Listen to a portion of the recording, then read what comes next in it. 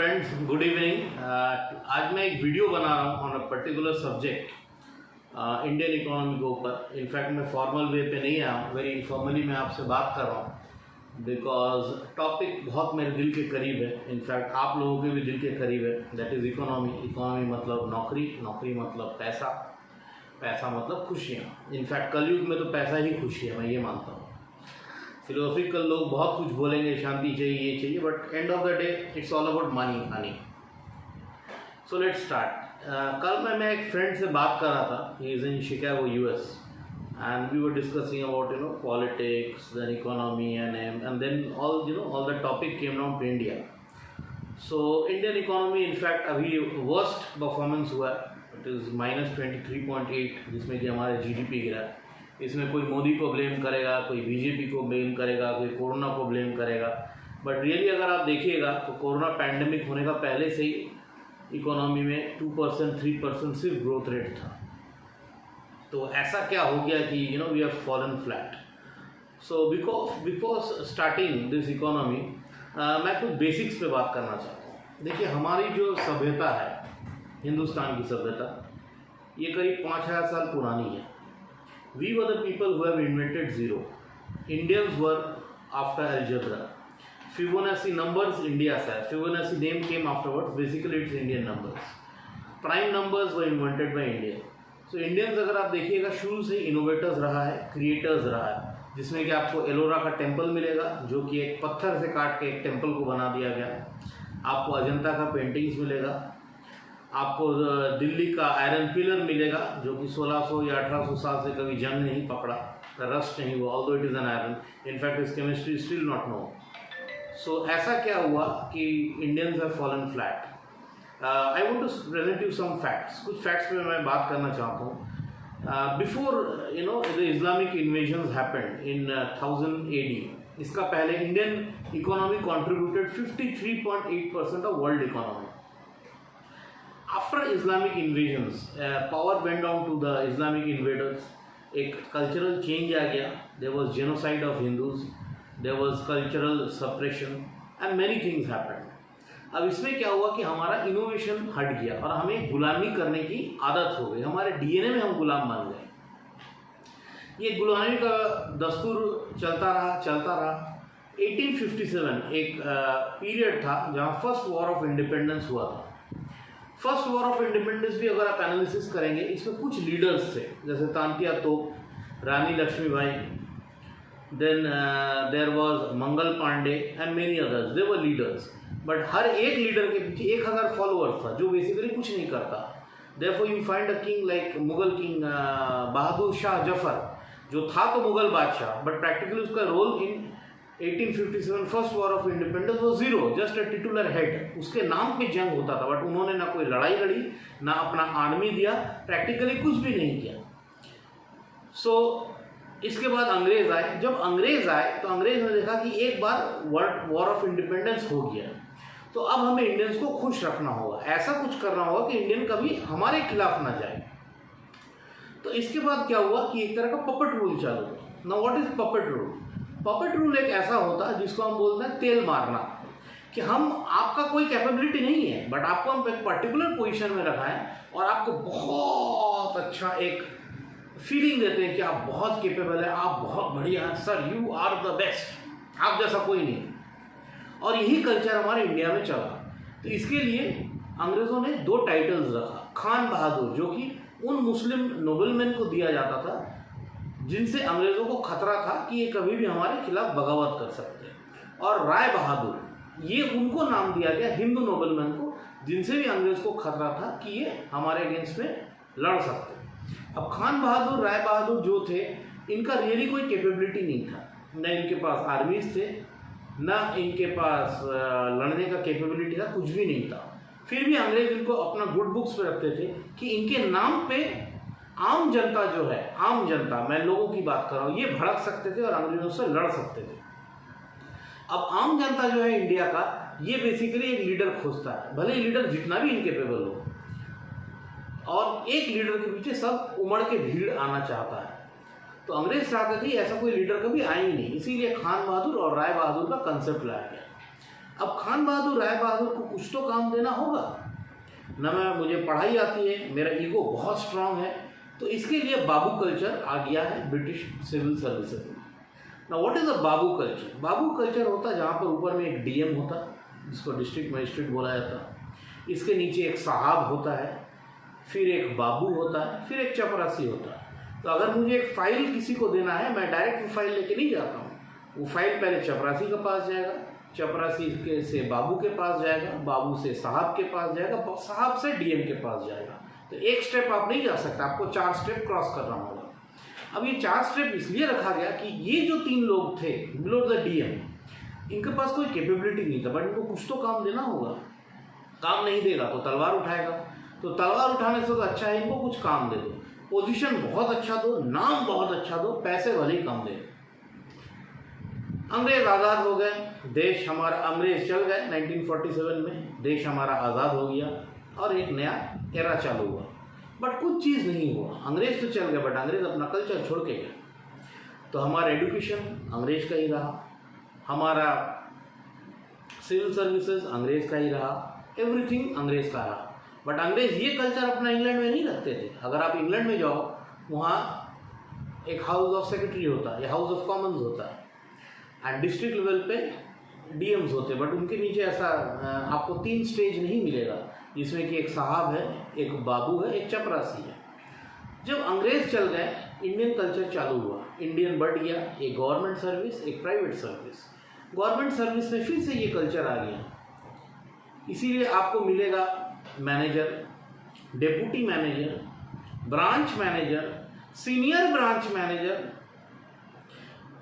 अब एक बात बताइए, अगर एक ब्रांच है जिसमें 10 लोग हैं, उसके लिए तो एक मैनेजर ही काफ़ी है।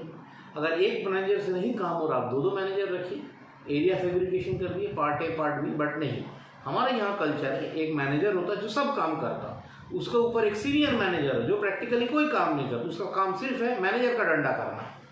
और फिर सीनियर मैनेजर के ऊपर एक और हेड होता है जिसका और कोई काम नहीं होता, सीनियर मैनेजर का डंडा करना। तो ये वर्किंग कल्चर हमारे गवर्नमेंट में आ गया है।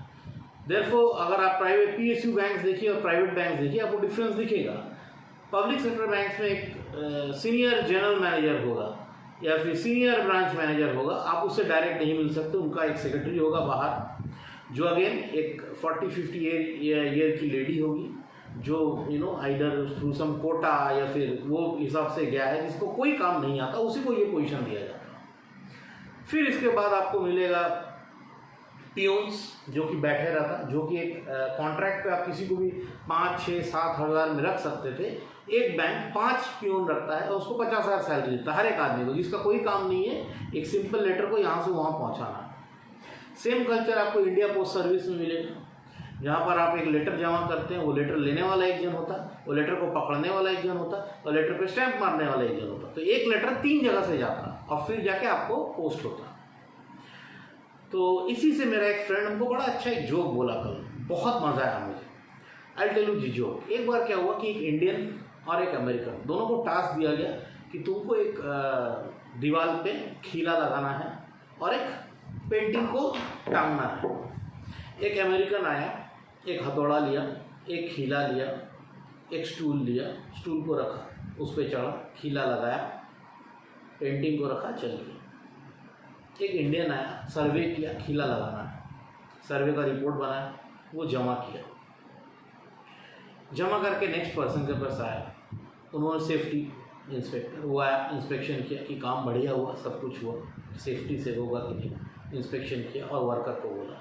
एक वर्कर आया, वर्कर बोला मैं अकेले तो खीला नहीं लगा सकता हूँ, हाइट का मामला है, मुझे स्टूल पकड़ने के लिए एक हेल्पर चाहिए। ठीक है, एक और हेल्पर आया, स्टूल पकड़ा, वर्कर हमारा उठा, बोला देखिए मैं एक हाथ में खीला पकड़ूँ, एक हाथ से हथौड़ा पकड़ूँगा तो दिक्कत हो जाएगी। ऐसा है कि मुझे एक मार्कर चाहिए जो पहले करेक्ट मार्किंग करे, कहीं गलत जगह खीला लग गया तो दीवार ख़राब हो सकता। तो एक मार्कर आया, उन्होंने मार्किंग किया, फिर हमारा वर्कर साहब खीला को लगाते हैं, फिर बोला खीला सही लगा या गलत लगा, ये कौन चेक करेगा, इसके लिए तो एक क्वालिटी इंस्पेक्टर चाहिए। एक क्वालिटी इंस्पेक्टर आया, खीला को लगाया गया, जब खीला लग गया, उतरा गया, फिर देखा गया कि आप जो काम किए हैं ये ठीक से हुआ कि नहीं, इसके लिए एक ऑडिटर चाहिए। एक ऑडिटर आया। फाइनली करीब 9 लोग मिलकर इंडिया में एक खिला लगाया, जो कि एक अमेरिकन एक आदमी मिलकर खिला लगाया। तो आप समझ जाइए हमारे साथ क्या प्रॉब्लम है, हमारे देश के साथ क्या प्रॉब्लम है। और ये प्रॉब्लम सिर्फ गवर्नमेंट सेक्टर में नहीं, ये प्राइवेट सेक्टर्स में भी है। एक प्राइवेट सेक्टर्स में कंपनी का नाम नहीं लूँगा, प्रैक्टिकली सभी कंपनी जिसका टर्नओवर 10,000 करोड़ को ऊपर है, क्योंकि आराम से बैठ के जो काम करने का जो कल्चर आता है बड़े कंपनीज में आता है, छोटे कंपनीज में ऐसा नहीं होता। इसमें एक मैनेजर होता, बहुत मेहनती, फील्ड इंजीनियर होता, बहुत मेहनती। इसको ऊपर एक मैनेजर के ऊपर एक सीनियर मैनेजर होता, इसका दिन भर काम रहता, बैठे रहता, लैपटॉप के सामने रहता, कुछ प्रेजेंटेशंस बनाते रहता 8 घंटे तक। क्या प्रेजेंटेशन है, किस लिए फ़ायदा है, ये नहीं काम है। और मीटिंग करना, तो मैनेजर का काम है काम करना, सीनियर मैनेजर का काम है मैनेजर का डंडा करना, मीटिंग करना और प्रेजेंटेशन बनाना। इसको ऊपर फिर एक हेड होता, हेड का काम और ज़्यादा प्रेजेंटेशन बनाना, और ज़्यादा मीटिंग करना और ज़्यादा डंडा करना। बट मामला यहाँ नहीं ख़त्म होता। ये हेड के ऊपर भी एक सुपर बाप होता, जिसको हम चीफ कहते हैं। चीफ का काम होता ऐसा 4 हेड का डंडा करना और ज़्यादा मीटिंग करना। तो इतने ज़्यादा हमारे मैन पावर है एक सिंपल काम करने के लिए। Real work force and office force ratio होना चाहिए 20:80। 80% वर्कर्स होना चाहिए, इनको मॉनिटर करने के लिए 20% वर्क फोर्स होना चाहिए, ऑफिस फोर्स। बट इंडिया में उल्टा है, इट इज़ 80-20। एक वर्कर है जो काम करता है, उसको ऊपर 3 मैनेजर है, उसके ऊपर 4 सीनियर मैनेजर है, उसको ऊपर 10 हेड है, उसको ऊपर 15 चीफ है। तो ऑर्गेनाइजेशन कैसे चलेगा? सबसे बड़ा प्रॉब्लम जो हमारी इंडियन इकोनॉमी में है, वो केबल हो, स्टील हो, पावर हो, सीमेंट हो, कुछ भी हो, सॉफ्टवेयर छोड़ के, माइंड माई वर्ड, सॉफ्टवेयर छोड़ के। सॉफ्टवेयर अलग कल्चर होता है, वहाँ पर एक प्रोजेक्ट मैनेजर होता है जो सब प्रोजेक्ट को मैनेज करता है। उसके नीचे डायरेक्टली सॉफ्टवेयर इंजीनियर्स होते हैं या वेरी डिफरेंट फंक्शंस होता है, जैसे कोई डिज़ाइनर हो गया, स्किल सेट्स होता है, और एक प्रोजेक्ट मैनेजर सब मैनेज करता है। प्रोजेक्ट मैनेजर के पीछे कोई बाबू नहीं होता, प्रोजेक्ट मैनेजर के पीछे कोई साहब नहीं होता, प्रोजेक्ट मैनेजर के पीछे कोई चपरासी नहीं होता, प्रोजेक्ट मैनेजर खुद का सब करता है। बट मैन्युफैक्चरिंग सेक्टर जो है हमारा, इसमें मोटा चर्बी जम गया है। 20% लेबर काम करता है, 80% उसके ऊपर ऑफिसर उस 20% के ऊपर बैठ के खाता है।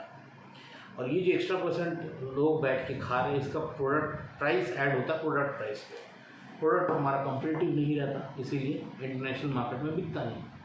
आपको कुछ हार्ड फैक्ट्स मालूम है?